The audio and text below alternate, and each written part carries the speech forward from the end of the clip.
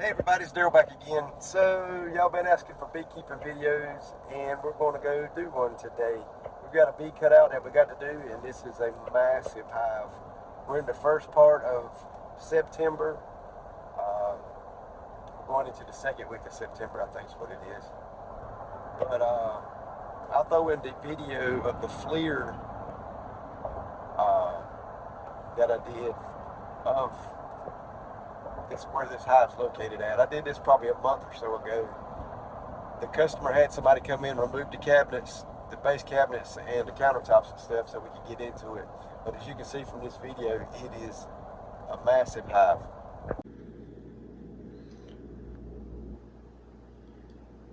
Tell right where the 2x4s is at for the wall. You can even pick it up in the cabinet. Thing's huge, ain't it? And it's amazing what you can pick up with one of those FLIR cameras. I'll put a link in the description below, an affiliated link. If you're thinking about getting one of those FLIR cameras, the one that I've got, I don't remember what the model and all that stuff is. It's here somewhere in the truck. But it is a great FLIR camera. It seemed like it was just north of $200. It might have been close to 300 bucks. I don't remember. I bought it several years ago, and with the way everything's going in the United States right now, they don't tell how much that thing is now. But it's a handheld, works great for what we're doing. But like I said, I'll put a link in the description below for it if you're interested in just looking them up. But we're going to try something a little different since it's so late in the year when we're doing the cutout. Here in North Carolina, the goldenrod has not started blooming yet. But what I'm going to do for this hive, I'm not saving any of their brood comb or anything like that. I'm going to put the honey in separate buckets. That way we can crush and strain it and actually use it. But what I'm going to do this afternoon when I get these bees back home is I'm actually going to give them frames out of different hives. That way they've got established brood already, and they won't have to worry about trying to go in and repair the frames where we had to rubber band the stuff in. I'm going to try this. Haven't done this before. I think some of the other beekeepers that you see on here, that's what they do. When you get them, when you do a regular cutout and you rubber band the stuff or the brood back into the frames, sometimes it causes issues as far as if they chew the rubber bands out before they put the or fix the comb to the frames, then you've got issues with a mess that you have never seen at a beehive, where the pieces fall apart and then they stick to the ones beside them, and then it could just be a real big mess. So we're going to try doing this and see how it works out. But we're going to go, this is actually in the in between White Oak and Cedar Creek here in North Carolina. So we're going to go get this knocked out. Next time you see me, we'll be at the house. All right. So here's where they're going in and out at. This is an old Scott style service. Little 90 amp, 100 amp service or whatever. But it hits the meter socket and then goes into that. So let's go inside and I'll show you what it looks like. As you can see, it sure does look different in here since the FLIR video. But the bees are right here in this area. I'll get the camera back out. We'll do another video right quick of where they're coming in and out at. But we've got to cut this sheetrock. And one thing we got to remember, there's a service wire. That service wire comes in probably about right here. Probably turns hard to the right and back this way because there's a panel on that wall there. But we're going to get in here, mark off where the studs are, and cut it open. So here's what the FLIR looks like of it. Goes all the way down to the floor.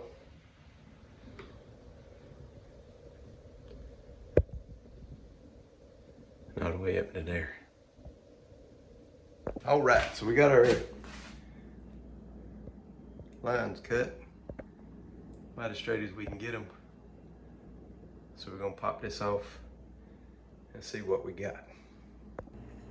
All right, so what we're gonna do first thing is we're going to cut the lights off.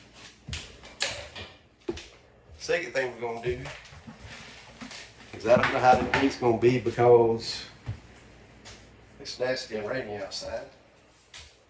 So we're going to put this hat on.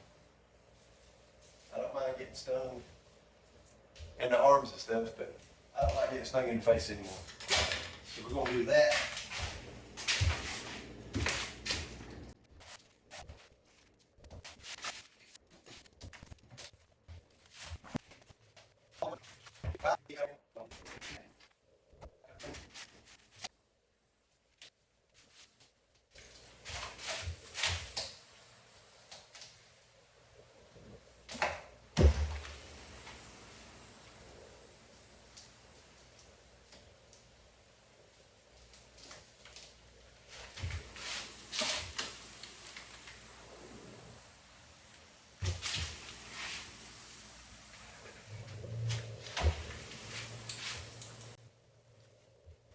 So I decided to do a little voiceover for this and speed this up because I don't know what's going on with the sheetrock, but for some unknown reason, it decided that it wanted to come off in small chunks.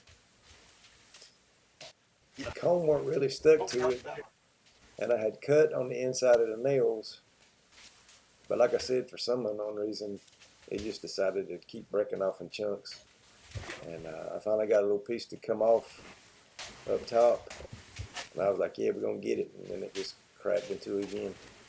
But when we're doing cutouts like this, we try to use just as little smoke as we can on the inside of the house because you don't want the whole entire house smelling like smoke. But we keep chipping away at this, and eventually we get to the point where we need to start vacuuming bees. And you'll see here in a minute, I'll turn the light switch on and start vacuuming out some bees. But the reason why I keep coming in and out of the house is just getting material that I needed to try to get all this sheetrock out. And I was taking pieces out as I was cutting them out too.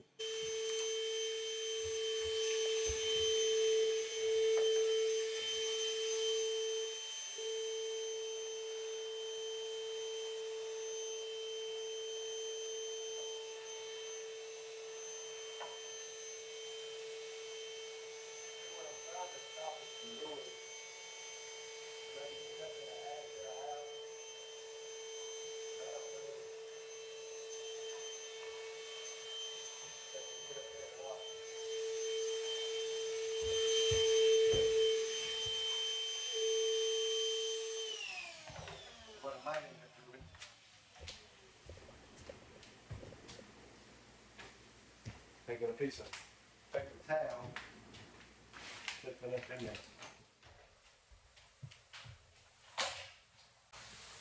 Now you can't see what I'm fixing to do right here because of the camera angle or whatever, but this house has tongue and groove ceilings in it. And there was a little spot right there where the bees kept acting like they wanted to go up into the attic. I don't know if they could get up to the attic from there, but what I did was took like a paper towel and wadded it up and stuck it in that hole to keep the bees from going out. Because normally if you're doing a cutout like this, if there's a hole, the queen's going to do her best to squeeze in that hole to try to get away from you. So if you're doing a cutout like this and you see any places where a queen could hide, the best thing you can do is go ahead and try to block those holes so she can't get away. And now I'm just dropping sheetrock down from the top. I finally got it all opened up, and here we can see the complete hive. I'm taking pieces of sheetrock out right here, but the biggest thing is, try to keep cleaned up. That way you don't make such a mess, and when you finally get done with your cutout, the cleanup ain't gonna be quite as bad. So the lighting is not the best in here, but that's what it looks like.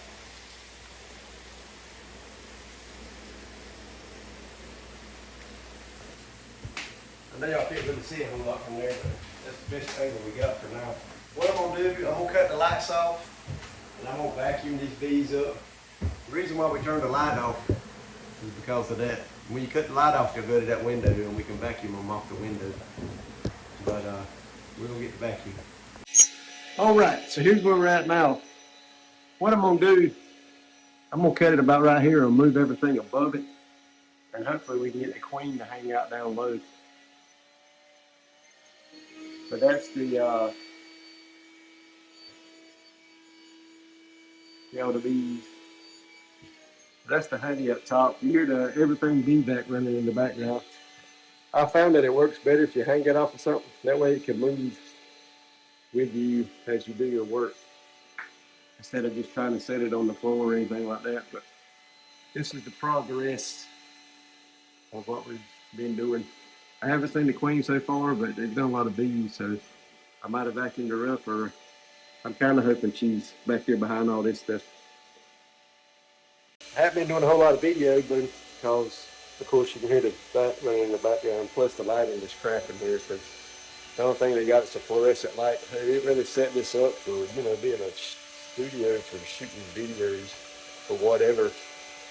But just ticking along. I think we've been at it about 2 hours now. So there's been a little bit of honey out of here, not a whole lot. I figured it'd be slam full being it's, this late in the season. But anyway, the tarp's catching most of the honey and everything else. I'm gonna cut this light off. Can't really see it because camera can't really pick it up. But when I cut this light off, all the bees go to the window and I vacuum them up. I want to brag on this bee vac. This bee vac has not been used in probably 2, if not 3 years. I got it out yesterday, plugged it up, let it charge, and it's been humming along for 2 hours now. I got it turned down right this minute, so it ain't so loud, but it's been humming along. Y'all need to check them out. I'll put a link in the description below. I don't get nothing off of it. It's a great product if you're going to do cutouts. But let's get back to work. So there we go. Hive's been removed, window's been cleaned,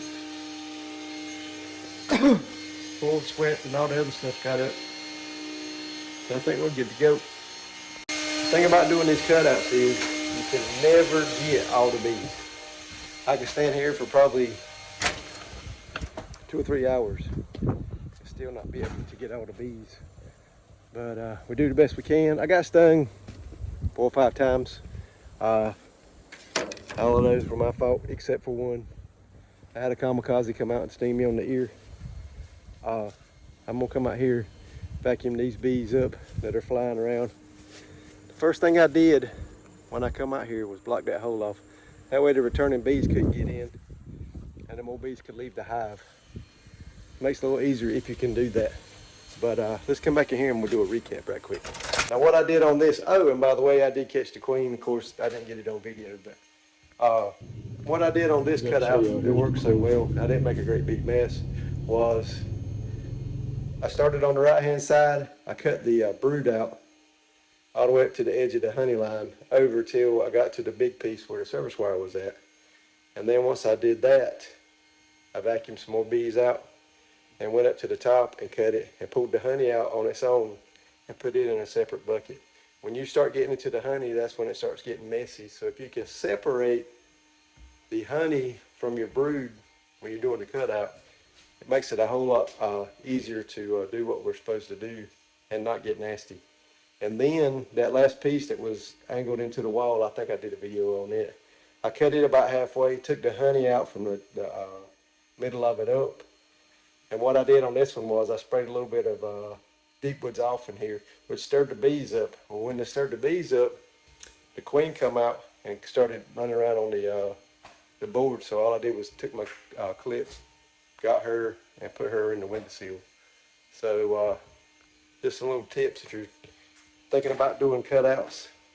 One word of advice on cutouts: do not do them for free. It is so easy to say, I'm just going to do these for free, but you're not hurting me by doing them for free. In the end, you're going to end up hurting yourself. Because I used to do them for free. I was that guy. I did them for free and ended up doing 2 or 3 back to back, and they were queenless. So I worked all day long for nothing. No good bees, nothing I could take home to use. Okay, this light out so the bees will get to the window. But if you do cutouts long enough, you're gonna run into those. Today I was here for 3.5, 4 hours. And what I do, I'm not gonna give you specific figures because at the end of the day, you need to figure out what your time's worth. My time now is worth a whole lot more than what it used to be.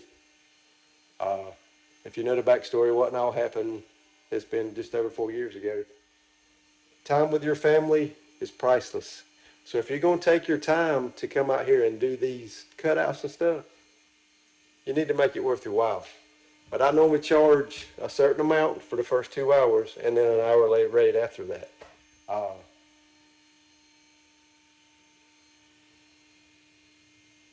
that's how I do it. Some people say, well, I need more of a ballpark figure. That's all I can do for you. I give a lady a price on removing bees one time, and I figured it'd take 2 or 3 hours. I was there for almost 8 hours. So that's why I don't give them a price for, this is how much it's going to be to do the job. I give them first 2 hours and then an hourly rate. So that'll just give you an idea of what to charge. Just figure out what your time's worth and then go for there. But I hope y'all learned something from the video. I didn't do continuous video because of the lighting and all that other good stuff. But leave in the comments below. If you got any questions about doing cutouts, I'll be more than happy to answer them. I get emails. I get stuff on the D-Fishman Facebook page, and people just send me instant messages on Facebook and asking me questions. I don't have a problem answering questions for you. Uh, I had to learn to do this. If you want to learn how to do it, I'll be more than happy to answer questions for you. But I think that's going to be it for now. I got about 1, 2, 3, 4, 5, 6, about 10 or 15 bees. I'm going to back out of here.